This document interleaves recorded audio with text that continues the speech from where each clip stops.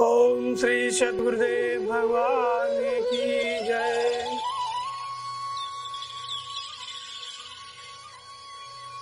दीपावली का त्योहार भगवान राम ने जब रावण पर विजय प्राप्त की, उसी के उपलक्ष्य में अयोध्या वासियों ने जो दिए जलाए, तब से ये मनाया जाता है। वैसे दीपावली का अर्थ होता है दीपक की लाइन, दिए की लाइन। अवली माने क्रम होता है, दिए का क्रम। इसकी कहानी इस प्रकार है कि जब रावण का अत्याचार हुआ तो सब देवी देवता मिलके धरती सब ब्रह्मा जी के पास गए, ये साताताई से हमारी रक्षा करो। तो ब्रह्मा समझाना मन अनुमाना हमारे कछुन बसाई। ब्रह्मा ने सब समझ लिया, लेकिन कहा तो मैं तुम्हारी रक्षा नहीं कर सकता, शंकर जी के पास जाओ। शंकर जी के पास सब लोग गए तो शंकर जी ने कहा कि हर व्यापक सर्वत्र समाना प्रेम से प्रकट हुए में जाना। सर्वत्र समान रूप से व्याप्त है, लेकिन प्रेम से भगवान प्रकट होती है। बाकी सब देवता बोल रहे थे पूर्व वैकुंठ जान कह कोई को कह पैनित बस प्रभु, ये समाज गिरिजा में रहे हूँ अवसर पाए वचन एक कही। एक बात बोली, क्या बोला शंकर जी ने? हर व्यापक सर्वत्र समान, सर्वत्र समान रूप से व्याप्त है। ऐसा कोई स्थान नहीं है जहाँ भगवान नहीं है। लेकिन कैसे प्रकट होता है? तो कहते हैं प्रेम से प्रकट हुए में जाना। मैंने प्रकट किया है, प्रेम से प्रकट होता है। हमने प्रेम किया अपने हृदय में और भगवान को प्रकट किया।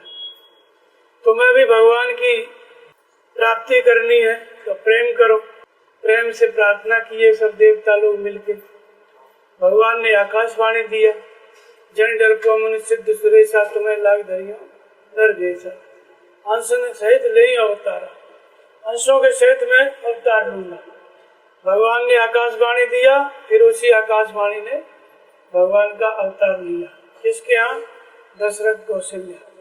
ये भगवान का अवतार हुआ किस लिए? तो रावण के अत्याचार के कारण। रावण जो था उसने जब अत्याचार आरंभ किया, तपस्या करने के बाद वरदान मिला उसको, तो ब्रह्म श्रेष्ठ जहाँ लगतन धारी और दशमुख वश भरती नर नारी। जहाँ तक विधाता की सृष्टि थी सब रावण के वश में हो गई। धर्म की हानि हो गई, धर्म कम पड़ गया, अधर्म बढ़ गया। तो पृथ्वी व्याकुल होकर देवताओं के पास गई, देवता ब्रह्मा के पास गए, ब्रह्मा जी शंकर जी के पास सबको लेके गए। फिर शंकर जी ने कहा कि प्रेम से प्रार्थना करो, तब भगवान की आकाशवाणी हुई, फिर अवतार हुआ। अवतार हुआ तो रावण का वध हुआ, रावण मारा गया। फिर राम राज्य आया, राम राज्य आने के पश्चात फिर दीपावली वहां पे मनाई गई। जब रावण मारा गया तब उसी में एक है लक्ष्मी पूजन। दीपावली तो भगवान राम का जीवन व्रत है, जीवनी है एक प्रकार से, और रावण का अत्याचार है। उसके बाद उस पर विजय पाई, तब दीपावली मनाई। उसी में लक्ष्मी पूजन भी लोग करते हैं। तो लक्ष्मी पूजन का अर्थ क्या है? तो पहले दीपावली को समझ लेते हैं कि दीपावली क्या है। दीपावली का मतलब होता है दिए की लाइन। तो किसका दिया जलना चाहिए? तो राम नाम मणि दीप धर जिए देरी द्वार। राम नाम का दिया जलाओ। पहले जीभ से जपो, फिर धीरे धीरे जपो, फिर श्वास से जपो। जब श्वास में नाम ढल जाता है ना, तो एक एक श्वास एक एक दिया हो जाता है। एक श्वास अंदर गई तो ओम, या राम जपते हो तो राम, फिर बाहर आई तो ओम, अंदर गई तो ओम। ऐसे एक एक श्वास जो है जब नाम से संयुक्त हो जाती है तो इसका नाम क्या है? दीपावली। तो यहाँ तक की दूरी तय कैसे होती है? वो सारा क्रम, राम रावण युद्ध, रामचरितमानस, ये सब कुछ दीपावली के लिए ही है। सब कुछ पूरा हो जाएगा जब रावण मारा जाएगा, सारी रामचरितमानस व्यक्ति के हृदय में घट जाएगी, तब जाकर के दीपावली बनती है। तो सदा दिवाली संत घर, तो संत के हृदय में सदा दीपावली रहती है। लोक में तो, संसार में तो दीपावली साल में एक बार आती है, लेकिन जिसने श्वास पे कंट्रोल कर लिया, प्रत्येक श्वास राम राम, अन्य दूसरे विचार शांत हो गए, तो उसकी दिवाली सदा रहती है। फिर उसके पास जहाँ भगवान रहते हैं वहाँ लक्ष्मी जी भी सदा छाई रहती है, उनको बुलाना नहीं पड़ता, पूजा नहीं करनी पड़ती। भगवान को छोड़ के लक्ष्मी जा ही नहीं सकती, और अगर भगवान को नहीं मानोगे तो लक्ष्मी जी भी नहीं रुकेंगी। जैसे कि एक कहानी है लक्ष्मी जी के ऊपर। माता लक्ष्मी जी और भगवान विष्णु दोनों में आपस में विवाद हुआ। लक्ष्मी जी ने कहा कि हम बड़े हैं, हमें मानने वाले लोग बहुत हैं। विष्णु भगवान ने कहा कि हम आपसे बहुत बड़े हैं, हमें मानने वाले लोग ज्यादा हैं। दोनों में इसी तरह के आपस में विवाद होने लगा। बीच में नारद जी आ गए इतने में, या ये दोनों जो है मिल करके नारद जी के पास गए कि ऐसा ऐसा बात है, ये कहते हैं कि हम बड़े हैं और हम कहते हैं हम बड़े हैं, तुम बताओ कौन बड़ा है। तो नारद जी ने कहा कि इसकी परीक्षा नीचे जाके करो मृत्यु लोक में, जो आपका भक्त हो। तो पहले विष्णु भगवान गए, नारद जी ने सलाह दिया कि अपने भक्तों के पास जाओ, और भक्तों के पास जाके परीक्षा हो जाएगी दोनों की कि कौन बड़ा है, किसको ज्यादा लोग मानते हैं। विष्णु भगवान आए नीचे एक सेठ के यहाँ। सेठ काफी अच्छा था, और ये अपना साधु का वेश बना के विष्णु भगवान आए। तो सेठ से कहा कि हमको कुछ दिन रुकना है। सेठ ने सेवा किया। सेवा करने के बाद इस सेठ ने कहा कि कुछ दिन यहाँ पे रुको। तो भगवान विष्णु ने कहा कि एक बार हम आसन लगा लेंगे तो हटेंगे नहीं, जहाँ आसन लग जाएगा फिर हमको हटाना नहीं है, बस तभी हम रुकेंगे, नहीं तो हमको रोकने की जरूरत नहीं है, दूसरी जगह जाके रुकेंगे। तो सेठ ने कहा कौन सा काम है, आप एक जगह आसन लगा लो, सेवा होती रहेगी। सेठ की बात मान के आसन लगा लिए भगवान विष्णु साधु के वेश में। जब बढ़िया आसन लग गया, 10-20 दिन बीत गए, एकदम टिक गए, खाना पीना सेवा अच्छे से करने लगा। तब लक्ष्मी जी सोची कि अब हम भी देखें आजमा के कि हमें कितना मानता है। तो एक 80 साल की वृद्धा का वेश बना के लक्ष्मी जी अपना झोला टांग के चल दी। जहाँ पे विष्णु भगवान को बैठाया था सेठ अपने दरवाजे के पास वरांडा में, वहीं पे तो गई तो अपना पानी मांगा कि बच्चा पानी पिलाओ। तो सेठ जो है अंदर ही अंदर थोड़ा उसको गुस्सा आया कि सुबह ही सुबह भिखारी कहाँ से चले जाते हैं, महात्मा की हम सेवा कर रहे हैं और इनको, लेकिन सोचा दानी था ना, पानी पिला दें, पानी पिलाने में क्या जाता है। तो पानी पिलाने के लिए वो पानी लेके आया, गिलास और जग। लक्ष्मी जी ने कहा गिलास हमारे पास है, तुम केवल पानी पिलाओ बस। सोने का गिलास झोले में से निकाली लक्ष्मी जी, पानी पी और गिलास वही फेंक दिया। तब बनिया का दिमाग सटका, बोले ये क्या बात है, ये तो 80 साल की बुढ़िया और गिलास पानी का सोने का पी करके फेंक दे देगी। बोले माता जी फेंक क्यों दिया? बोले हमारे पास बहुत है, हम जहाँ पीते हैं वहाँ ऐसे ही फेंक देते हैं, एक गिलास और पानी पिला। फिर एक गिलास और पानी, फिर सोने का गिलास निकाला, फिर एक गिलास पानी पी गई, उसको ही फेंक दिया। अब बनिया का दिमाग जो है लग गया लक्ष्मी जी में। बोले कहीं किसी और दरवाजे पे चली गई और पानी पी लिया, वो धनी हो जाएगा। इससे पहले कि वो धनी हो जाए हम इनकी ऐसी सेवा करें कि हमारे दरवाजे पे रुक जाए। सेठ ने अपना उनको आग्रह किया कि माता जी कहाँ जाओगी, यही रुक जाओ। बोले बच्चे हम रुकते नहीं है, चलते रहते हैं।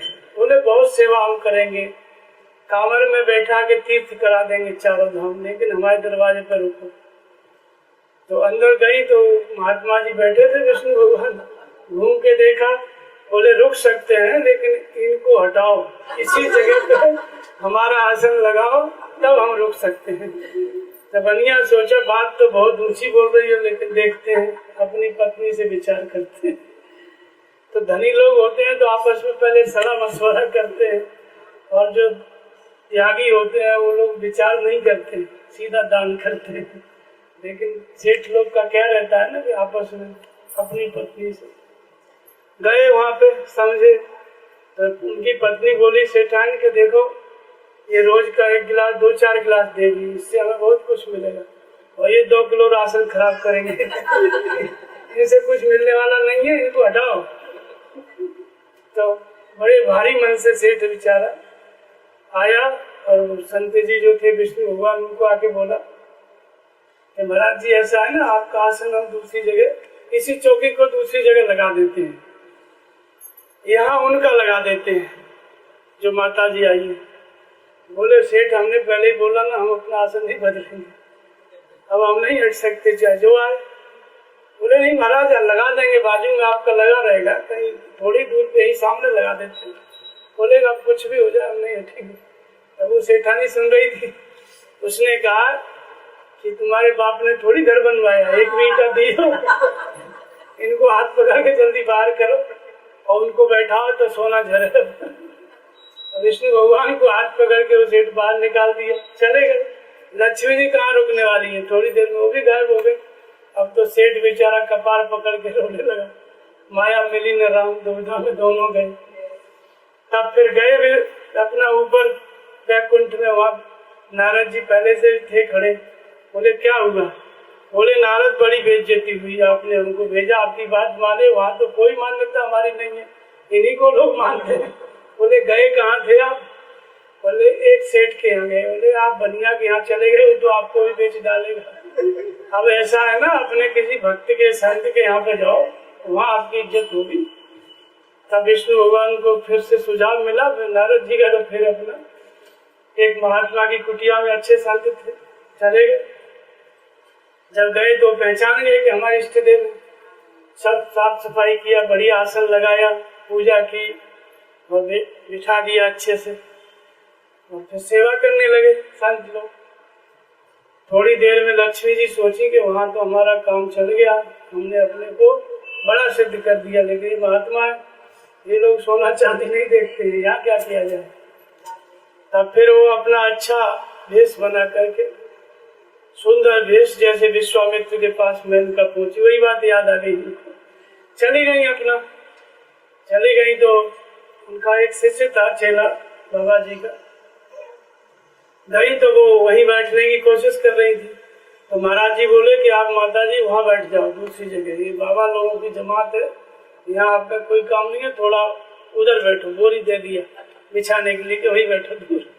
बोले नहीं नहीं हम वहीं बैठेंगे उनके बाजू में। तो नहीं माता जी बाजू में नहीं, आप दूर बैठो। नहीं मान रही थी तो उन्होंने अपने चेला से बोला कि जो चिमटा है वो लेके आओ, इसको भगाओ। चिमटा चेला ने उठाया, उन्होंने चिमटा छू दिया और सोने का हो गया। चेला थोड़ा कमजोर पड़ गया, बोले महाराज जी ये तो बड़ा सोना देती है, 2-4 भंडार करने का हो जाएगा। बोले जल्दी भगाओ, नहीं मेरा और तेरा दोनों का भंडारा कर देंगे, ये माया है। तो वहां जाकर के फिर उनको भगाया तो वहाँ भगवान बड़े हो गए। तो लक्ष्मी का महत्व जो ज्यादा देते हैं उसका वाहन क्या है? उल्लू है। उल्लू को रात को देखता है, दिन में नहीं देखता है, तो उल्लू बना देती है। जो केवल लक्ष्मी पे ध्यान देता है, धन पे, धन वाली लक्ष्मी पे जो ध्यान देता है। लक्ष्मी के 2 रूप, एक तो धन ऐश्वर्य, वो भगवान की माया है, वो भी उसके बिना भी काम नहीं चलता, तो वो भी लक्ष्मी का ही रूप है। और जो उसको प्रमुखता देता है उसको उल्लू बना के छोड़ती है, और जो भगवान को प्रधानता देता है फिर लक्ष्मी जी सेवा करती हैं। भगवान दत्तात्रेय थे, गिरनार पर्वत पे चढ़ गए, 11,000 सीढ़ी है। लक्ष्मी जी ने कहा भगवान, हाँ वहाँ ऊपर चढ़ गए तो जहाँ जाए वहाँ व्यवस्था होने लगे। पहले नीचे ही जब वो सिद्ध हो गए तो जहाँ पे जाए 2-4 दिन रुके, फिर सारी व्यवस्था होने लगे भगवान की कृपा से, क्योंकि लक्ष्मी जी सेवा कर रही थी। उन्होंने पूछा कि ये व्यवस्था क्यों हो रही है भगवान से? तो बोले तुम्हारे हृदय में मैं आ गया हूँ, इसलिए लक्ष्मी जी तुम्हारी सेवा करना चाहती है, इसलिए जहाँ बैठते हो वही व्यवस्था हो जाती है। दत्तात्रेय जी ने कहा कि हमको पहाड़ दिखाई पड़ा गिरना, बोले इस पर चढ़ जाते हैं, फिर देखते हैं लक्ष्मी जी कैसे सेवा करेंगे। चढ़ गए ऊपर, तब तो सीढ़ी नहीं थी ना। चढ़ गए, 3-4 दिन बाद वहां पे लोगों को सपने में दिखाई पड़ने लगा। वहां के राजा को दिखाई दिया कि इसके ऊपर एक महापुरुष है, 3 सिर वाले। चढ़ गए, सब सेवा करने लग गए। राजा भी गया, राजा ने अपना दान, जूनागढ़ स्टेट पूरा दान कर दिया। दत्तात्रेय जी ने कहा कि हम दान लेके क्या करेंगे, तुम हमारे सेवक हो, हमारी सेवा करो, नीचे अपना पहरा दो। तो लक्ष्मी जी ऐसे सेवा करती हैं। जब उनकी जरूरत जो भगवान को पा लेता है उनके लिए लक्ष्मी कुछ नहीं होती है, क्योंकि वो भगवान को छोड़ के जा ही नहीं सकती। तो इसी तरह से होती है लक्ष्मी जी। अब दीपावली का मतलब है, एक तरफ रावण है, एक तरफ राम है। रावण का वध होगा तब राम राज्य की स्थापना होगी, तब जाके दीपावली मनाई जाएगी। तो रावण किसको कहते हैं? हमारे पास ये शरीर है, शरीर में 10 इंद्रियां हैं, आँख है, कान है, नाक है, त्वचा है, जिह्वा है, हाथ है, पैर है, उत्सर्जन और विसर्जन, ये 10 इंद्रियां हैं। 5 ज्ञान इंद्रियां, 5 कर्म इंद्रियां। इन 10 इंद्रियों का संबंध जब तक संसार से, जब तक हम संसार में उधरी देख के उसी को सत्य मानते हैं, उधरी की बात सुन के उसको सत्य मानते हैं, उधरी का स्पर्श, उधरी का स्वाद, सब कुछ संसार में हम विषयोन्मुखी हैं। तब हमारे अंदर जो आत्मा है वो तो परमात्मा का ही अंश है, लेकिन जब तक 10 इंद्रियां विषयोन्मुखी हैं तब तक यही शरीर, यही व्यक्ति क्या है? रावण है, दशानन है। इस शरीर क्या है? साधन धाम मोक्ष कर द्वारा, स्वर्ग नरक वर्ग नशेनी। इसी शरीर से आप स्वर्ग चले जाओ और इसी शरीर से नीचे नरक चले जाओ। नशेनी है, नशेनी माने सीढ़ी। पहले सीढ़ी नहीं बनाते थे लोग, मकान बनाने के बाद बहुत से लोग पहले नहीं जानते थे, वो सीढ़ी रखते थे ऊपर चढ़ने के लिए, नीचे उतरने के लिए पुराने टाइम में। बाद में फिर जीना वाला प्रचलन हुआ, तो फिर उसको कहते हैं नशेनी। या कहीं नीचे उतरना हो तो उसको लगा देते हैं। उसी को कहा है, तुलसीदास जी कह रहे हैं कि ये मनुष्य शरीर क्या है? नशेनी है, सीढ़ी है। सीढ़ी से ऊपर भी चढ़ सकते हैं, नीचे भी जा सकते हैं। तो मनुष्य शरीर क्या है? एक रेंज है। ऊपर कितना चढ़ सकते हैं? ऊपर परमात्मा के स्वरूप को पा सकते हैं, बुद्ध की तरह हो सकते हैं, महावीर की तरह, भगवान राम, भगवान कृष्ण, हनुमान जी, महर्षि वाल्मीकि, विश्वामित्र, इस तरह की स्थिति मिल सकती है। कबीर, तुलसी, ऊपर वाली रेंज में। और नीचे रावण बन सकते हैं, कुंभकर्ण बन सकते हैं, आतताई बन सकते हैं, आतंकवादी बन सकते हैं। नीचे गिरेगा तो इतना नीचे चला जाएगा। तो ये रेंज है। और इसके बाद फिर इतना ही नहीं रहता है, ऊपर जाने वाले को देवलोक सुलभ होता है, वापस मनुष्य शरीर मिलता है, फिर भजन करता है। और नीचे की तरफ चल दिया तो उसकी यात्रा अनंत हो जाती है। पशु पक्षी, फिर उसके नीचे कीट पतंग में चला जाता है, उससे भी नीचे चला गया तिर्रे कॉलोनियों में, और छोटे छोटे कीड़े मकोड़े, मच्छर, मतलब फिर वो अंधकार है, वो नरक है। तो ये इतना बड़ा रेंज है कि इसमें से आप बुद्ध हो सकते हो, महावीर हो सकते हो, और नीचे पतन हुआ तो कीट पतंग पर्यंत तिर्रे कॉलोनियां नरक में, उसी को नरक कहते हैं। नरक का मतलब कहीं ऊपर कोई स्थान नहीं है जहाँ जाके जो है मरने के बाद उसको फेंक देंगे, फिर वो मरेगा नहीं, फिर कष्ट पाएगा, ऐसा नहीं है। सब कुछ इसी धरती पे, इसी शरीर में होता है। तो कर्म अच्छे कर लिए, भजन कर लिया, तो मनुष्य ऊपर की यात्रा करता है, देवी संपत्ति रहती है, तो मनचाही व्यवस्था मिलती है अगले जन्म में, फिर आगे चलता ही रहता है, फिर भजन करता है। और अगर ज्यादा कामनाएं, पाप बढ़ गया तो करें मोह बस नरक नाना, मोह के वशीभूत होकर पाप बढ़ गया तो तमोगुण बढ़ गया तो पशु योनि में चला जाएगा, पक्षी योनि में चला जाएगा। तो ये मनुष्य शरीर क्या है? सीढ़ी है। इसी को साधन धाम मोक्ष का द्वार कहा गया है। साधन धाम का मतलब होता है वो साधन, वो व्यवस्था इस शरीर में है जिससे मनुष्य मुक्त हो सकता है, शरीर के रहते रहते जीवन मुक्त हो सकता है, जन्म मृत्यु से मुक्ति पा सकता है, वो व्यवस्था है। तो दशानन मतलब रावण, 10 इंद्रियों की विषयोन्मुखी प्रवृत्ति, तो दशानन। तो जब ये विषयोन्मुखी प्रवृत्ति बढ़ती है किसी के अंदर, तो इतनी बढ़ती है कि व्यक्ति उब जाता है। भोगते भोगते उसके अंदर इतना ये होने लगती है ग्लानि, जैसे अत से देख धर्म की हानि और परम सभी धरा अकुलानी। अत से देख धर्म की ग्लानि, जब उसको ग्लानि होने लगती है, गिलानी होने के लिए जरूरी नहीं है कि बहुत समृद्धि हो। टाटा बिरला अंबानी को गिलानी नहीं होती है, धन की कोई कमी नहीं, लेकिन वही बुद्ध को गिलानी हो गई। राजकुमार थे, अब कबीर थे, तुलसीदास जी थे, ये तो कोई राजा नहीं थे, इनको भी गिलानी हो गई। तो ग्लानि होने के लिए आवश्यक है कि आपके अंदर देवी संपद होना चाहिए। तो जब विषयों को भोगते भोगते व्यक्ति उब जाता है तब उसके अंदर वैराग्य और ग्लानि होती है। जब ग्लानि होती है तब वो खोजता है कि अब इस मुक्त होने का क्या उपाय है, संसार में मुक्त होने का उपाय क्या है। तो ये पृथ्वी गई देवताओं के साथ गाय का रूप धर के ब्रह्मा जी के पास, शंकर जी के पास। पहले फिर ये मनुष्य क्या करता है, फिर देवी देवताओं को पूजता है। जब उसके अंदर थोड़ा धर्म को लेके ग्लानि होती है कि भाई, तो उसके मन में आता है कुछ दान धर्म पुण्य कुछ करना चाहिए। तीर्थ व्रत करता है, तीर्थों में जाएगा, इधर उधर सेवा करेगा, बहुत कुछ करेगा, लेकिन उससे वो मोह छूटता नहीं है, उसका उपाय नहीं है, वो करता रहता है अपना। इसके बाद इससे आगे चला जाता है तो कोई अच्छे संत मिल जाते हैं ब्रह्मा की स्थिति वाले, वो भी मुक्ति नहीं दे सकते। वो जान तो सब लेते हैं कि भाई ये किस लेवल पे भटक रहा है व्यक्ति, लेकिन वो और आगे सरका देते हैं शंकर के पास, जिसकी स्थिति और ऊंची है, शिव स्वरूप में स्थित है। वहां फिर वो जाता है, वो है सदगुरु। सदगुरु के पास जाता है तो शंकर जी ने कहा, बाकी सब तो कह रहे थे पूर्व वैकुंठ जान के, कोई वैकुंठ में भगवान रहते हैं, कोई क्षीर सागर में बता रहा था। तो जो उच्च लेवल के महापुरुष होते हैं शिव स्वरूप, वो एक ही बात बोलते हैं, एक ही बात जानते हैं, हर व्यापक सर्वत्र समाना प्रेम के प्रकट होना, सब जगह परमात्मा है उनकी दृष्टि में। बाकी जो उससे नीचे वाले हैं उनके लिए फिर कि कहीं हनुमान जी में, कहीं किसी में, ऐसे ऐसे होता है। लेकिन जो परम तत्व में स्थित है उनके लिए एक ही परमात्मा, वो सर्वत्र व्याप्त है, अलग अलग नहीं है, और वो उसको प्रत्यक्ष अनुभूति किए हुए रहते हैं। उनकी बात सबने माना, फिर प्रार्थना किया देवताओं ने, और तब आकाशवाणी हुई। तब आकाशवाणी के बाद फिर भगवान राम का जन्म हुआ।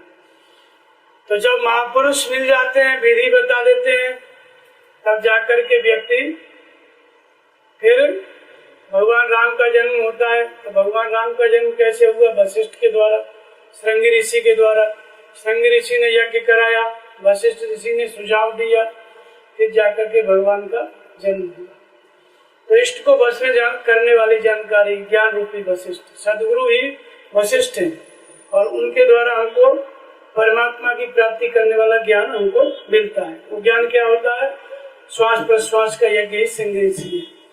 नाम जपते हैं, नाम जप की 4 अवस्थाएं हैं।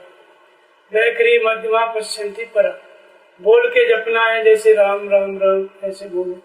मध्यमा का मतलब है खुद ही बोलो, खुद ही सुनो, दूसरा नहीं सुन लेता, ये मध्यमा से जप हो गया। पश्चंती के का मतलब होता है श्वास, श्वास कब अंदर गई उसको देखो, समझो, अंदर कितनी रुकी उसको समझो, बाहर कब आई उसको समझो, बाहर कितनी रुकी उसको समझो। अंदर गई तो ओम, या राम जपते हो तो अंदर गई तो राम, बाहर आई तो राम। श्वास में चिंतन से मन जो है नाम को ढाल दो। ये जो श्वास का जप है, इसको जपने के लिए मन की दृष्टि लगती है, न जीव से जप सकते हो और न आंखों से देख सकते हो। इसका जाप करने के लिए आपको मन को समेट करके श्वास के पास खड़ा करना पड़ेगा, दृष्टा बनाना पड़ेगा। श्वास को मन देखता रहे, यहाँ जपना नहीं है, श्वास को देखना। श्वास अंदर गई तो महसूस करो मन से राम, सिर बाहर आई तो महसूस करो राम। जहाँ श्वास प्रश्वास में नाम का जप चलने लग गया तो यही क्या है? श्रृंगी ऋषि का यज्ञ है, जो वशिष्ठ ने कराया, गुरु वशिष्ठ। जहाँ यज्ञ संपन्न हो गया तो फिर खीर लेके वो अग्निदेव पैदा हुए, उसी खीर से चारों का जन्म हुआ। तो वास्तव में जब श्वास प्रश्वास का जप हम करने लगते हैं सदगुरु के सानिध्य में, तो हृदय शुद्ध हो जाता है, निर्मल हो जाता है। जहाँ हृदय निर्मल हो गया तो निर्मल मन जन मोह सोमय बाबा और मोह कपट छन बाबा। जहाँ मन में निर्मलता आई तो इसी शरीर के अंतराल में 10 इंद्रियों की निरोधमयी वृत्ति दशरथ, 10 इंद्रियों की विषयोन्मुखी वृत्ति दशानन, और 10 इंद्रियों का जहाँ संयम सदा नाम जपते जपते, संयम विषय में नहीं सुधेगा, विषयों में तो जन्म प्रतिलाभ लोभ अधिकारी और बढ़ता जाएगा, मांग और बढ़ती जाएगी, डिमांड। ये तो जब सदगुरु मिल जाते हैं वशिष्ठ की स्थिति वाले, और वो विधि बताते हैं नाम जप की, और फिर श्रद्धा से भक्त नाम का जप करता है, तो भक्ति ही कौशल्या है। समर्पित होकर के भगवान के प्रति समर्पण ही भक्ति है। भक्ति माने जुड़ना किससे? भगवान से। कौन से भगवान से? व्यापक एक ब्रह्म अविनाशी सचेतन घन आनंद राशि अष्टवेद अक्षत अधिकारी। वो कहाँ रहता है? हमारे हृदय में रहता है, वो राम। उस हृदय के ईश्वर से जुड़ जाएंगे और जुड़ने के बाद तब ये नाम का जप करेंगे। तब फिर वो हृदय का ईश्वर कैसे प्रकट होता है? तो नाम निरूपण नाम जतन से सो प्रकट मूल रूपन से। जहाँ श्रद्धा स्थिर हुई, सदगुरु मिले, नाम का जप चलने लग गया श्वास प्रश्वास के द्वारा, तो वो राम जागृत हो जाते हैं, उनका जन्म हो जाता है। तो ये जागृति क्या है? ये तो ब्रह्म अखंड अनंता अनुभव गम्य भजय जय सुनता। अक्षत अधिकारी परमात्मा, उसी को ब्रह्म कहते हैं, उसी को सच्चिदानंद कहते हैं, हमारे हृदय में रहता है निर्गुण रूप में, निराकार रूप। लेकिन नाम जब से प्रकट होता है, तो जब प्रकट होता है उस जागृति का नाम अनुभव है। किस रूप में प्रकट होता है? हमारा नाम जब श्वास प्रश्वास होने लगता है, प्रार्थना परमात्मा सुन लेते हैं। तो जिस स्तर पर हम खड़े हैं या जहाँ पर है, चाहे घर में है चाहे वन में है, चाहे जिस रूप में है, गृहस्थ हो चाहे गृहस्थ हो, विरक्त हो, जैसे ही श्रद्धा से डोरी लगी श्वास प्रश्वास के चिंतन में, सदगुरु के ध्यान में जैसे ही डोरी लगी, वो परमात्मा अनुभव रूपी राम अनुभव देने लगता है। अनुभव के रूप में वो जागृत हो जाता है। अनुभव किससे कहते हैं? अन माने अतीत, भव माने संसार। संसार क्या है और उससे मुक्ति क्या है, ये बात भगवान जागृत होकर हमारे हृदय से, हमारे अंतःकरण से बताने लगते हैं। ये करो, ये मत करो, ये सही है, ये गलत है। तो ये जन्म हो गया भगवान राम का, अनुभव रूपी राम। अब ये अनुभवों की जागृति जिसके अंदर हो गई, उसी को कहते हैं तुलसीदास जी, यद्यपि ब्रह्म अखंड अनंत अनुभव गम्य भजय जय संत। ब्रह्म तो अखंड और अनंत है, लेकिन वहां तक पहुंचा कैसे जाएगा? तो कहते हैं अनुभवों के द्वारा। भगवान मार्गदर्शन दें, उनकी बात हम समझें, तब भगवान तक पहुंचेंगे। और अष्टव रूप बखानो जानो, फिर सगुण ब्रह्म रति मानो। जो अनुभवों के आश्रित होकर भजन करता है, नाम तो जप रहा है लेकिन भगवान कुछ नहीं बता रहे, तो अनुभव भावन दर्शिये ते नर सुख। नाम जप उसका क्या है? तोता रटन।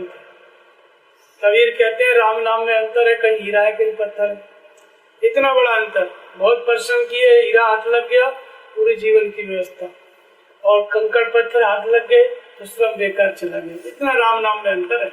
तो कौन सा अंतर है? सदगुरु के नाम निरूपण नाम यतन से, सदगुरु के द्वारा समझ के फिर उस नाम का जप करो, उसको मंत्र कहते हैं। भली प्रकार विधि पूर्वक उसको जपोगे तब वो परमात्मा प्रकट होता है, उसी को मणि कहते हैं। अरे नाम मणि कब होता है? जब श्वास में चलने लगता है, इसी को मणि कहते हैं। और इसी को तुलसीदास जी कहते हैं, राम नाम मणि दीप धर जिय देरी। पहले इस मणि को जीभ पे रखा जाता है, पहले जीभ पे रख के जपा जाता है। ये राम नाम क्या? ये दिया है, तो इसको कहाँ जलाना है? जीभ पे रख के जलाना है। पहले जीभ से जपो, फिर धीरे धीरे जपो, फिर श्वास में जब चलने लग गया तो श्वास दिया बन जाती है, वहां जब चलने लगता है।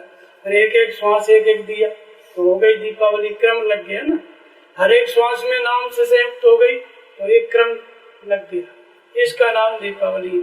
लेकिन ये अवस्था कब आती है? जब भगवान मार्गदर्शन करते हैं, जब मार्गदर्शन में साधक भजन कर रहा है, नाम जप रहा है, ध्यान कर रहा है। ये भजन करते करते जब लंका कांड में पहुंच गया, 6वीं श्रेणी में, जहाँ आमने सामने का युद्ध है, काम क्रोध लोभ, या तो वो लोग जीत जाएंगे बेकार या फिर साधक जीत जाएगा, दो में से एक ही रहेगा। ये 6वीं श्रेणी में जाके पहुंचता है साधक। लंका कांड में सारा युद्ध हुआ, और सारा युद्ध किसके लिए होता है? सीता के लिए होता है। सीता का मतलब शक्ति ही सीता है। हर व्यक्ति शक्ति के लिए ही युद्ध कर रहा है, घर में भी जी रहा है तो शक्ति के लिए। यही शक्ति बाद में शांति हो जाती है, तो शांति ही प्राप्त करना चाहता है। तो रावण भी सीता को चाहता है, रावण भी चाहता है कि सीता मेरी पटरानी बन जाए। राम चाहते नहीं, राम की तो सीता पहले से ही, रावण चाहता है, रावण कब्जा कर रखा है, और राम की सीता पहले से ही, उन्हें कब्जा नहीं करना, उनकी तो है, कब्जा रावण कर रखा है। तो संसार में मनुष्य जब तक संसार में है तब तक उसके पास जब तक रावण, जब तक विषयोन्मुखी प्रवृत्ति है, मोह है, जहाँ भी दृष्टि पड़ती है वहाँ आसक्ति हो जाती है, इसका नाम रावण है, मोहित हो जाता है। तो फिर उसका क्या स्वरूप होता है रावण का? वो कहता था सीता का अपहरण कर लिया था। तो हम सब रावण है, हमारे सबके अंदर मोह काम कर रहा है। तो ये शरीर किसका दिया हुआ है? कबहू कर करुणा नर देहि और देत ईश बिन हेत सुनी। बिना किसी कृपा के, बिना आपके पुरुषार्थ से आपने कुछ नहीं किया, भगवान ने करुणा करके, कृपा करके ये शरीर आपको दिया। तो ये शरीर भगवान का दिया हुआ। और ये जीव कौन है? ईश्वर अंश जीव अविनाशी। ये जीव आत्मा जो है वो भी भगवान का दिया हुआ, वो भी भगवान का अंश है, वो भी भगवान ही है। तो शक्ति किसकी है? परमात्मा की। आंखों के द्वारा देख रहे हैं, आंखों को शक्ति कौन दे रहा है? परमात्मा। कानों को सुनने की शक्ति कौन दे रहा है? परमात्मा। ये जो समग्र शक्ति है आत्मा की, शरीर के द्वारा काम कर रही है, चित्त में काम कर रही है, डिसीजन लेने का, ये सारी शक्ति, इसको कहते हैं ईश्वरीय शक्ति। इसी को सीता कहा गया। परमात्मा क्या है? राम है। बंदो सीता राम पद जिन्हें परम प्रिय खिन्न, गिरा अर्थ जल बीच सम कहियत भिन्न भिन्न। जैसे वाणी और उसका अर्थ दोनों अलग अलग चीज नहीं है। जब आप कोई शब्द बोलते हो तो अर्थ उसी में छुपा हुआ है, वो अर्थ है उसी में। सुनते ही उसका अनुमान लगा के कोई अर्थ निकाले, लेकिन उसके अंदर अर्थ पहले से है। ऐसे ही जल और उसकी तरंग लहर, तो जल और तरंगें अलग अलग नहीं है, जल से ही तरंग बन रही है, जल ही तरंग है, ये कहो, अलग अलग चीज नहीं है। ऐसे ही ईश्वर और उसकी शक्ति, जीवात्मा और उसकी शक्ति, परमात्मा और उसकी शक्ति, ये तीनों एक ही चीज है। तो हमारी जो शक्ति है इसी का नाम सीता है, वही ईश्वरीय शक्ति है, वही सीता है। अब ये शक्ति है कहाँ पर? ये शक्ति जो है रावण के बस में है। ये रावण कहीं और नहीं है, हम ही आप हैं। शरीर पैदा हो गया, भगवान का दिया हुआ है, लेकिन जैसे ही बच्चा बड़ा होता है तो वो कहता है शरीर मेरा है, शरीर मेरा है। फिर कहता है ये घर मेरा है, फिर जो कुछ भी कमाई करेगा सब कुछ मेरा है। शक्ति भगवान की दी हुई, उसी के द्वारा चलना फिरना, एक एक श्वास उसी से ले रहा है, लेकिन कब्जा हम कर लिए, हमारा है। शरीर हमारा है, शरीर से जो कुछ पैदा किया सब हमारा है। तो रावण ने सीता पे कब्जा कर लिया, और उसी सीता वो वही संसार में चाहता है कि मुझे भगवान की जरूरत नहीं है, मेरा काम धंधा सब कुछ ऐसा चले तो पूरा संसार में हमारा यश और नाम हो। तो वो जबरदस्ती उसको चाहता है शांति, जबकि शांति और शक्ति संसार में किसी के पास नहीं रुकती। और जो ऐसा कोशिश करता है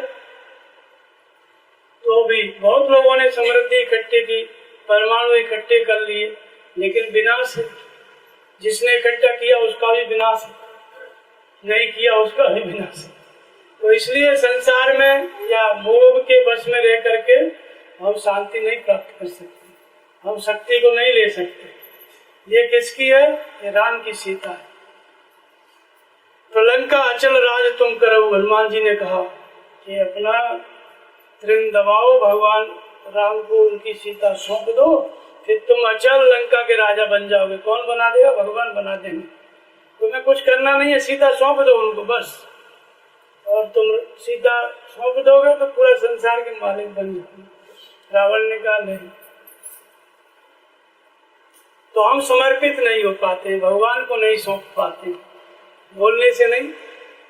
ये स्थिति है, समर्पण क्या है? एक स्थिति है जो कि विभीषण ने कर दिया। तो वही लंका जो रावण चाहता था वो विभीषण की हो गई। तो जननी जनक बंद सुधारा, धन धन भवन सुधय परिवार, सबकी ममता ताक बटोरी, सब जगह से ममत्व को खींच लो, आसक्ति को खींच लो और भगवान के चरणों में बांध लो। इतना करने में कई जन्म लग जाते हैं। जहाँ आप भगवान के प्रति समर्पित हो गए, कहीं भी आसक्ति नहीं है, तो सौंप दिया कि सारा संसार उसका हो जाता है। जिसने भगवान को पा लिया पूरा संसार उसका है। तो जब तक हम मोह में रहते हुए संसार को पाके संसार में शक्ति पाना चाहते हैं, तब तक हमें वो शक्ति कभी नहीं मिल सकती। संसार में आके संसार को पाने का प्रयास बहुत लोगों ने किया, बहुत लोग विजयी हुए, विश्व विजयी, लेकिन किसी का ये संसार रहा नहीं, चले गए विश्व विजयी, संसार अपनी जगह पे छोड़ के चले गए। तो संसार में रह के हम संसार को नहीं पा सकते, लेकिन संसार में रह के हम भगवान को पा सकते हैं। और जिसने भगवान को पा लिया उसने संसार को भी पा लिया। संसार उससे अलग थोड़ी है। भगवान कृष्ण कहते हैं सूत्र में मणियों की भांति पूरा जगत मुझ में गुथा हुआ है। पीपल का वृक्ष मैं हूँ, पर परमात्मा मूल है जिसका वो मैं हूँ, और प्रकृति शाखाएं है, संसार है, वो सब मेरा ही विस्तार है, मेरी शक्ति से ही संसार है। फैल गया तो संसार, सिकुड़ गया तो परमात्मा। महात्माओं की दृष्टि में जब संयम कर ले गए तो परमात्मा हो गया यही संसार, और संयम नहीं कर रहे हो तो फिर रावण का क्षेत्र है, संसार है। हर एक व्यक्ति पे फिर रावण का राज्य है। ब्रह्म सृष्टि विधाता ने जितने शरीर बनाए हैं ना, सब में रावण का राज्य, सब में मोह है, सबके अंदर मोह व्याप्त है, वो ही रावण है।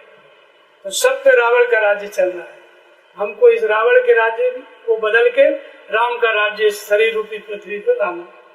तो धड़ धरती का एक ही लेखा, ये धड़ क्या है? पृथ्वी है, और इस धड़ पे किसका राज्य है? रावण का। तो ये रावण जब मरेगा तो राम का राज्य आएगा। भगवान राम ने क्या किया? वानरी सेना को इकट्ठा किया और रावण से युद्ध शुरू हुआ।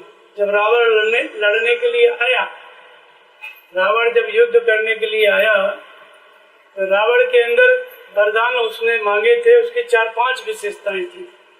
पहली बार जब युद्ध करने आया रावण मैदान में तो सारे निशाचर मारे जा चुके थे, अकेला बचा था। लेकिन सेना सहित जब निकला तो अपार सेना, ये कहां से आ गई? ये अपार सेना जब मर गए तो कहां से आ गई? तो मोह सकल व्याधिन कर मूला और पुण्य तेंते उपजे बहुत सूला। मोह संपूर्ण व्याधि, संपूर्ण विकारों का मूल है, और उसी वही उत्पन्न कर देता है। रावण के लड़के कुंभकर्ण, मेघनाद तो रावण के ही लड़के थे, और रावण जिंदा है तो फिर पैदा कर लेगा। तो जब मोह अगर जीवित है तो सारे विकार फिर जस के तस है। जैसे किसी पेड़ को, बरगद के पेड़ को ऊपर से काट दो और 2-3 साल बाद आप देखो तो उससे 4 गुना बड़ा मिलेगा। कहां से आ गया? सब था उसके अंदर। ऐसे ही मोह है, सब समाप्त होने के बाद अगर मोह भी जीवित है, थोड़ा भी कहीं लगाव है, तो फिर से वो सृष्टि रच लेगा, संसार की रचना कर लेगा।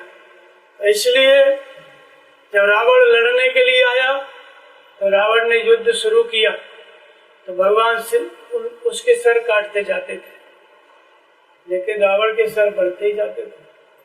जिम जिम हरे प्रभु तासु सिर तिम तिम होय अपार सेवत ऋषभ विवर्ध जिम नित्य नित्य नूतन मार। भगवान जैसे जैसे सिर काटते थे और बढ़ते जाते थे। वास्तव में 6वीं भूमिका में साधक पहुंच गया जहां विकारों से आमने सामने की लड़ाई है। अब मोह समाप्त होने की स्थिति में, शुरुआत वाला मोह नहीं है, ये इतना सूक्ष्म है कि पता नहीं चलता है। तो ऐसी स्थिति में क्या होता है कि शांत है चित्त, ध्यानस्थ है।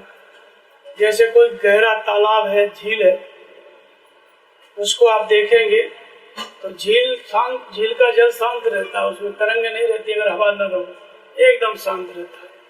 लेकिन एक पत्थर मार दो, जैसे बच्चे लोग मारते रहते थे ना, ऐसे एक पत्थर मार दो उसमें तो लहर के बाद लहर, लहर के बाद लहर, लहर किनारे तक लहर, नीचे से किनारे तक लहर फैलती चली जाएगी। ऐसे ही शांत अंतःकरण साधक का, चित्त एकाग्र है, ध्यानस्थ, उसी स्थिति में ये युद्ध हो रहा है। बाहरी विकारों का जो स्वरूप था बहुत सूक्ष्म हो गया। तो ये क्या है? चित्त के अंतराल में ये सारी लड़ाई है, बाहर नहीं है। तो जहां ऐसा शांत चित्त साधक के मन में एक भी विचार आया संसार को लेके, इंद्रियों में, मन में कोई भी संकल्प उठा, देख करके कहीं भी जरा सा भी लगा हुआ किसी चीज का एक भी संकल्प आया तो लहर के बाद लहर। अब साधक हटाता है, जो संकल्प उठा उसको दबाता है ध्यान के द्वारा, एक दबा जाता है तो दूसरी तरफ से निकल जाता है, फिर उसको भी दबाता है तो तीसरी तरफ से आ जाता है। साधक एकदम व्याकुल हो जाता है। बंदर लोग घबरा गए। फिर तो रावण ने दूसरी माया रची। तो भगवान ने क्या हुआ? फिर भगवान ने क्या किया? इस माया को समाप्त कर दिया। अंत में ध्यानी धनुष परवाणी बाण, श्वास में मन लग गया, प्रवाहित हो गया। श्वास अंदर की तोम, बाहर आई तोम, इसको परावाणी, इसको बाण कहते हैं, राम का बाण। जहाँ ध्यानस्थ हो गया तो ये सारी माया खत्म। तो ये भी माया रावण की। इसके बाद रावण क्या करता था, राम बन के आ गया। ये राम बन के आ गया तो राम से ही राम लड़ने लग गए, राम से ही राम लड़ने लग गए। इसका मतलब है, राम का मतलब मैंने बताया कि भगवान हृदय से जो बताते हैं, मार्गदर्शन देते हैं, अनुभव रूपी राम, उसका नाम राम है। अब अनुभव में तीनों कालों की जानकारी मिलती है।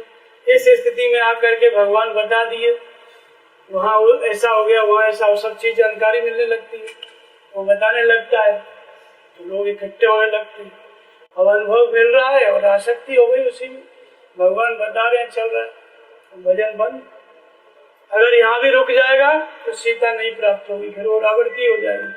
अगर भगवान के बताने में ही वो हो गया तब भी वो शांति नहीं प्राप्त कर सकता, अनुभव में लिप्सा हो गई। तो जो रोज जो है फिर भजन करेगा, सो करके रोज सपना देख लेगा, इंतजार करेगा आज क्या बताएंगे भगवान, तो उसमें आसक्ति हो जाती है, तो भी आगे नहीं बढ़ेगा। तो इसको भी भगवान ही बता के फिर ये माया भी खत्म की। फिर हनुमान बन के आ गए, एक हनुमान नहीं अनेक हनुमान। और हनुमान बन के आ गया तो हनुमान जी युद्ध करने लगे हनुमान जी से, ये रावण की माया थी। हनुमान जी से युद्ध करने लगे। अब तो सब लोग भ्रमित हो गए, बंदर लोग, ये तो हनुमान जी को मार दो, ये सब रावण की माया थी।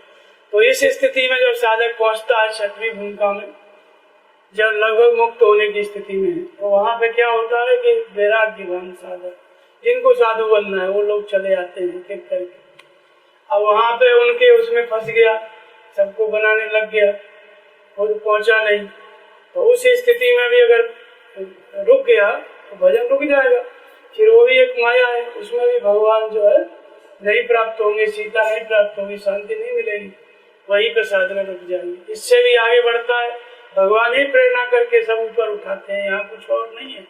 जो माया आ रही है उसको राम समाप्त कर रहे हैं। यहाँ इस रावण से राम ही लड़ रहे हैं लगातार, यानी जो उसका जवाबी उत्तर है जो देना चाहिए वैसा राम दे रहे हैं। लक्ष्मण भी लड़ रहे हैं, हनुमान भी, लेकिन कुछ कर नहीं पा रहे वो लोग, तो राम ही उसकी माया को खत्म कर रहे हैं। तो भगवान ही प्रेरणा करके बताते हैं, तो इस चीज से भी फिर वो दूर हो जाता है। तो हनुमान जी वाला क्रम भी उसका खत्म। इसके बाद फिर रावण क्या है, उसकी नाभि में अमृत है। नाभि कुंड पीयूष बस आके नाथ जियत रावण बलता के, मर ही नहीं रहा था, सिर कट रहे थे, बढ़ते जा रहे थे। सीता जी भी व्याकुल, बंदर भालू भी व्याकुल, मर क्यों नहीं रहा है। अंतिम समय में ऐसी स्थिति हो जाती है, सिर बढ़ते जा रहे। तब विभीषण ने कहा, राम से जब रावण नहीं मर रहा था भगवान राम से, तो फिर विभीषण की तरफ देखा भगवान राम ने, क्या किया जाए, क्या है। तब उन्होंने बताया कि नाभि कुंड पीयूष बस आके। विभीषण नहीं बताता तो नहीं मार पाते। नाथ जियत रावण बलता। तो भजन करते करते जीव साधक जब अपना अध्ययन करने लगता है कि कहाँ पे अटका हुआ है चित्त, तो उसको मालूम चलता है। जब इस तरह से चलता है मालूम, तो भगवान उसका उपाय बता देते हैं अंदर ही, ऐसे अपना भजन करो, ये करो, सब बता देते हैं। ध्यान समाधि में लग जाओ। जहाँ फिर क्या किया भगवान राम ने, सरासर श्रवण लग छाड़े सर 31, और रघुनायक सहायक चले मानव काल 31 बाण कान तक खींचा, फिर चलाए। तो एक बाण ने नाभि का अमृत सोख लिया, बाकी 10 बाणों ने सर काट दिए, और 20 बाणों ने 20 भुजाएं काट दी। इस तरह से रावण का अंत हुआ। तो नाभि को सोख लिया, नाभि में अमृत है। अमृत और मृत, मृत माने मरण धर्म, ये शरीर मरण धर्म है, लेकिन इस शरीर मरण धर्म शरीर में आत्मा अमृत है, वो मरती नहीं। शरीर मर जाता है फिर जन्म लेते हैं, लेकिन व्यक्ति वही रहता है, 1000 जन्म ले लो। तो वो आत्मा क्या है, वही अविनाशी है, वही अमृत है तो अमृत, लेकिन ये है कहाँ। इस शरीर के द्वारा, इंद्रियों के द्वारा, मन के द्वारा हम विचार करते हैं, काम करते हैं। हमारी शक्ति, इस आत्मा की शक्ति मोहमयी वृत्ति में व्यय है। मोह के कारण मोहमयी वृत्तियों में व्यय है। और वो मोहमयी वृत्तियां कहाँ पे इकट्ठी हो चुकी हैं? केंद्र में, चित्त के अंतराल में। जहाँ पे साधक ध्यान करता है वही उस चित्त का केंद्र है, वही धुरी है, उसी पे ये शरीर और मन सब घूमता है, उसी को कीली कहा है। कबीर दास के लड़के ने क्या कहा? जो कीली से लगा रहे कबू में पीसा जाए। कीली क्या है?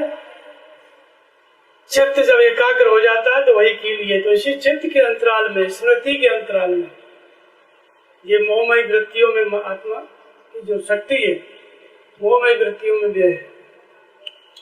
तो ये कब समाप्त होती है?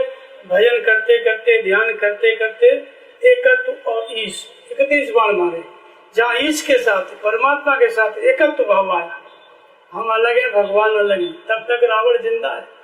जहाँ भगवान और हम एक हो गए, दो नहीं बचा, केवल एक बच गया, परमात्मा। ऐसी स्थिति आ गई ध्यान करते करते, तब जाके मोह समूल नष्ट होता है। 31 बाणों का ये मतलब, जहाँ रावण मारा गया, देवताओं ने फूल बरसाए, फिर राम राज्य की स्थापना हुई।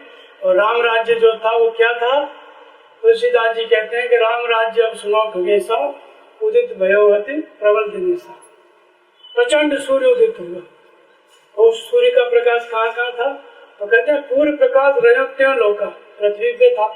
ये वाला सूर्य केवल पृथ्वी पे जलता है और कहीं नहीं जलता है। वो वाले सूर्य का प्रकाश तीनों लोकों में था, पृथ्वी पे, पाताल में और स्वर्ग में, तीनों लोकों में वो प्रकाश था। पूरे प्रकाश रजोत्यों लोका, बहुतन सुख बहुतन मन शोक। बहुतों को सुख हुआ और बहुतों को शोक हुआ, दुख हुआ।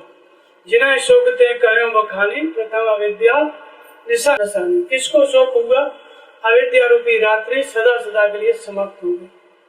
काम क्रोध कैरव सक्षाने, अब उलूक जाता रुकाने। काम क्रोध लोभ, ये सब क्या थे? ये जो पक्षी थे, कैरव थे, ये सब चा गए। अब उलूक जाता लुकाने, पाप रूपी उल्लू, मन के अंतराल में जो पाप था वो सब समाप्त हो गया। फिर दूसरा क्या हुआ? विकसित क्या हुआ?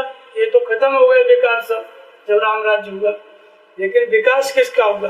तो धर्म तड़ा ज्ञान विज्ञान, ये पंकज विकसित विज्ञान। धर्म रूपी तालाब में धर्म का जो आचरण कर रहा था, ध्यान और समाधि की स्थिति आई, ये समाधिस्थ हुआ, मोह समाप्त हुआ। ये धर्म का ही आचरण है, ये धर्म का ही तालाब है। इसके अंतराल में धर्म तड़ा ज्ञान विज्ञान, एक पंकज विकसित विज्ञान, ज्ञान और विज्ञान रूपी कमल खिल गए।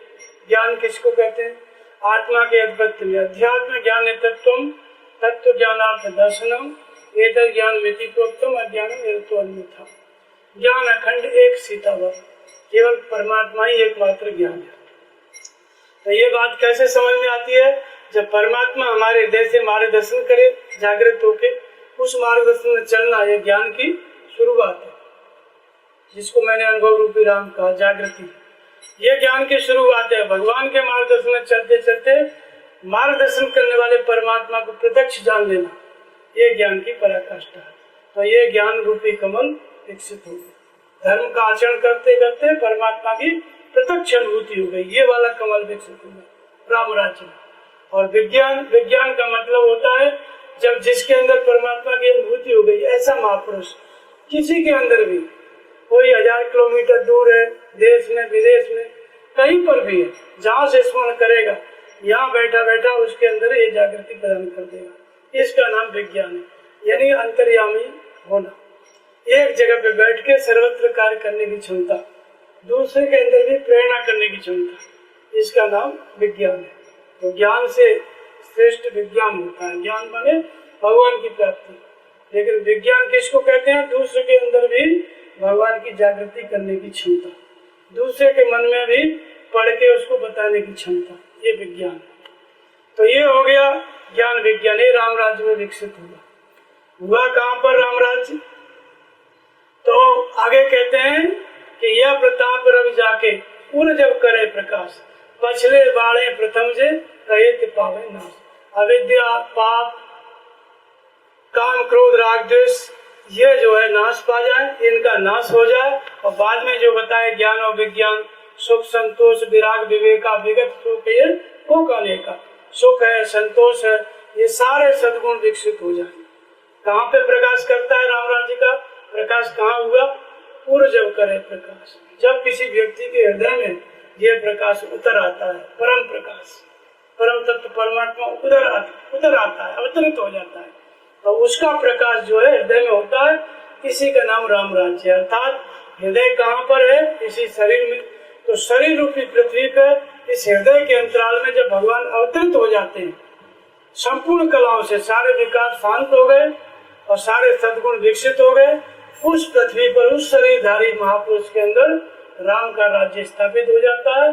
फिर सदा दिवाली संत, उसके लिए सदा दीपावली, क्योंकि एक एक श्वास नाम से संयुक्त हो गई। तो एक एक श्वास का क्या हो गई? दिया हो गई। और पहले मणि है, जीव से जप रहे हो तो मणि है, और जपते जपते जब प्रत्यक्ष अनुभूति हो गई तो यही क्या हो गया? ज्ञान दीपक। भगवान की प्रत्यक्ष अनुभूति हो गई तो एक एक चित्त का एक एक संकल्प नाम से संयुक्त हो गया, एक एक श्वास एक एक दिया हो गई। और प्रकाश किसका हो गया? परमात्मा का। परमात्मा की प्राप्ति हो गई। प्रत्येक श्वास में नाम का जप चलने लग गया और प्रत्येक श्वास पे भगवान बताने लग गए, अनुभूति भगवान की होने लगी। किसी भी चीज को जानना चाहता है तुरंत भगवान बताते हैं, बिना जाने भी और संकल्प के साथ ही सब चीज पता चल जाता है। तो इस तरह का जब प्रकाश आ गया तो इस साधक का, इस भक्त का मन कैसा हो गया? जो लक्ष्य था परमात्मा वो विदित हो गया, उस लक्ष्य में मन विलीन हो गया, मन लग गया। तो लक्ष्य में जब मन लग गया, विलीन हो गया, जिस लक्ष्य को पाना चाहता था पा लिया। तो लक्ष्य में मन का लग जाना ही क्या है? लक्ष्मी। लक्ष्य में मन रमण करने लग गया, इसलिए लक्ष्मी का दूसरा नाम क्या है? रमा। रमा माने रमण करना। रमा किस में हो गया? हमारा चित्त परमात्मा में। तो जब परमात्मा में रमा हो गया तो इसी को रमा कहा गया, इसी को लक्ष्मी कहा गया। लक्ष्य में मन लग गया तो ये वाली लक्ष्मी जब आ जाती है तो बाहर की समृद्धि अपने आप। तो जिन सुख संपद विनय बुलाएं और धर्मशील पर जाए सुहाए। जिस प्रकार सुख और संपत्ति बिना बुलाए उसको जरूरत नहीं है, फिर भी धर्मशील व्यक्ति के पास आ जाते हैं लक्ष्मी। जिम सरता जलने में जाए जब बताए कम न। जैसे नदियां समुद्र में अपने आप जाती हैं, उसको जल की आवश्यकता नहीं है फिर भी जाती है। ऐसे ही जो धर्म ईश्वर को प्राप्त कर लेता है उसके पास सारी विभूति आ जाती है। तो लक्ष्य में मन लग गया, ये क्या है? ये लक्ष्मी की प्राप्ति है। और लक्ष्य में मन लगाने के लिए जो हम रोज प्रयास कर रहे हैं, लक्ष्य क्या है? परमात्मा। परमात्मा की प्राप्ति के लिए हमारा लक्ष्य हम क्या साधते हैं? नाम का जप, स्वरूप का स्मरण, गुरु के स्वरूप का स्मरण और नाम का जप। इस लक्ष्य में हम रोज जो मन लगाते हैं इसका नाम लक्ष्मी पूजन। रोज बैठो, रोज मन को लगाओ, लक्ष्मी पूजन करो। लक्ष्मी पूजन मतलब लक्ष्य की प्राप्ति को पूर्ण करो। तो आज से ही भजन करेंगे, कभी जाके लक्ष्य की प्राप्ति होगी तब लक्ष्मी पूजन होगा ना। तो रोज रोज नाम का अभ्यास क्या है? लक्ष्मी पूजन। रोज रोज तो रोज रोज करना है। एक दिन लक्ष्य में मन लग गया, लक्ष्य विदित हो गया, लक्ष्मी की भी प्राप्ति हो गई। अब लक्ष्मी पूजन की जरूरत नहीं है, लक्ष्मी और परमात्मा सब साथ साथ। भगवान आ गए तो लक्ष्मी भी आ गई, उनकी विभूति भी आ गई। ये क्या है? असली दीपावली है। इसी को परम प्रकाश कहते हैं, भक्ति रूपी मणि कहते हैं इसी को। तो प्रत्येक श्वास नाम से संयुक्त हो गई, दिए का लाइन लग गया, क्रम लग गया। जब तक वो महापुरुष धरती पर रहेगा सदा दीपावली अवली क्रम से प्रत्येक श्वास नाम से संयुक्त। चित्त में, चित्त के दिए में नाम प्रज्वलित हो गया, नाम का दिया चित्त के अंतराल में प्रज्वलित हो गया। तो प्रकाश ही प्रकाश। प्रज्वलित होने का मतलब ज्ञान, ज्ञान माने प्रत्यक्ष अनुभूति। ये ज्ञान का दिया प्रज्वलित हो गया। सदा दीपावली, ये कभी बुझता नहीं है, सदा दीपावली। तो ये है असली दीपावली। इसी के लिए हम बाहर की दीपावली मनाते हैं। बाहर संस्कृति है। भगवान राम की विजय के बाद लोगों ने भगवान से पूछा, उनकी माता जी ने, कि कहो तात किस प्रकार से लंका पत मारा, तुम तो बड़े सुकुमार थे। तो भगवान ने फिर वो अस्त्र शस्त्रों का प्रयोग किया जिनसे रावण मारा गया। तो जब वो अस्त्र शस्त्र चलाए गए तो उनका धमाके हुए, उसी का नाम फटाका बोलते हैं। और हम लोग भी वही फटाके चलाते हैं, जबकि उन्होंने अस्त्र शस्त्रों का संधान किया अपनी माता को दिखाने के लिए, तो इसलिए फटाके चलाए जाते हैं। सब प्रतीक है। और जब तुम प्राप्त कर लोगे भगवान को तो सारे दिव्यास्त्र तुम्हारे पास आ जाएंगे। तो इसीलिए दीपावली को पटाखे चलाए जाते हैं। और लक्ष्मी की पूजा यानी लक्ष्य की प्राप्ति हो जाए, इसीलिए लक्ष्मी पूजन बाहर किया जाता है। और भीतर का पूजन क्या है? रोज नाम का जप करो, जितना नाम जपोगे उतनी लक्ष्मी की पूजा होगी, यानी लक्ष्मी पूर्ण होती जाएगी। आपके पास समृद्धि, जो समृद्धि है, मूल समृद्धि, देवी संपत्ति, वो सब आती जाएगी। जो संपूर्ण समृद्धि का स्रोत है, आत्मिक संपत्ति, देवी संपत्ति, इसी को कहते हैं परमात्मा रूपी धन, ये सब आता जाएगा। रोज रोज भजन करोगे, रोज रोज दिवाली, भगवान की प्राप्ति हो गई तो महादीपावली, फिर कभी अंधकार नहीं होता है, सदा प्रकाश रहता है। बोलिए श्री सद्गुरुदेव भगवान की जय।